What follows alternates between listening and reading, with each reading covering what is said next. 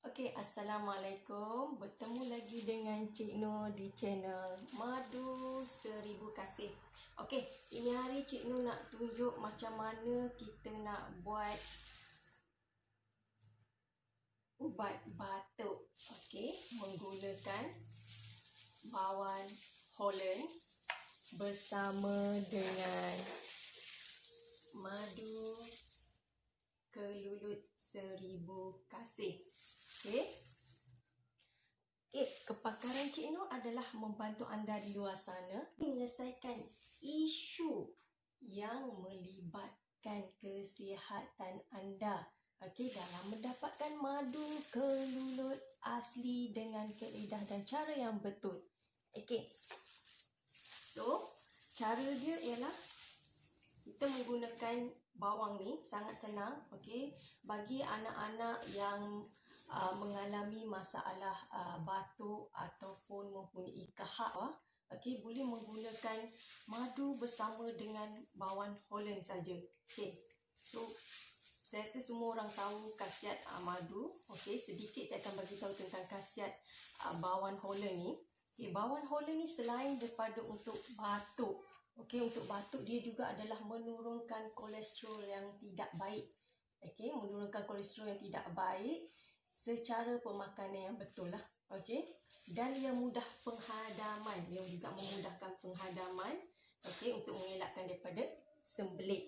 Okey, dan juga meningkatkan sistem imun badan untuk mempertahankan diri dari penyakit. Okey, so apa yang ada dalam bawang ni dan apa yang ada dalam madu ni cukup hebat. Okey, so dalam madu juga mempunyai sistem imun yang sangat hebat dan kita gabungkan keduanya. Okey, so sekarang ni adalah zaman COVID masih lagi melanda. Jadi kita elakkan daripada terkena batuk. Okey, so cara awal dia untuk mengelakkan adalah dua penggunaan barang ini. Okey, madu bersama dengan bawang. Ini adalah untuk mengelakkan daripada kita berterusan kena batuk. Okey, cara ni cukup senang. So kita lihat. Okey, kita ambil separuh saja. Okey, kita ambil separuh saja, kita potong.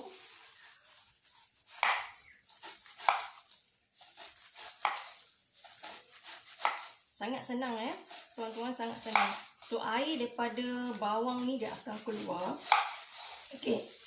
Cukup kita gunakan separuh saja. Okey, so kita boleh masukkan dalam bekas apa-apa saja bekas. Okey, masukkan dalam bekas yang senang macam ni. Okay, macam ni. Letakkan dan kita masukkan madu. Okey, kita masukkan madu.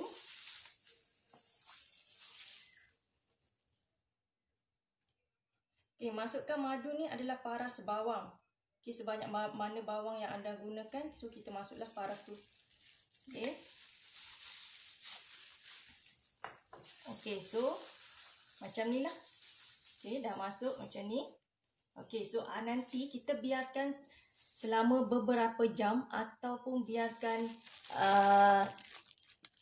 satu malam.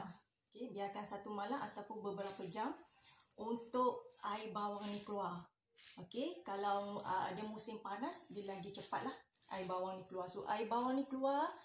Bila air bawang ni dah keluar apa semua, ambil bawang tu, keluarkan dan madu bercampur dengan air bawang tadi boleh dijadikan ubat batuk. Rasa dia memang macam ubat batuk. Okey, kita cuba elakkan penggunaan ubat batuk secara kimia kerana ia akan membahayakan kepada otak kita. Okey, dalam jangka masa yang panjang dia akan membahayakan sistem otak kita. Okey, dan juga kita elakkanlah anak-anak kita menggunakan ubat batuk kimia. Kita gunakan ubat batuk secara semula jadi. Dan ini juga adalah digalakkan oleh para doktor.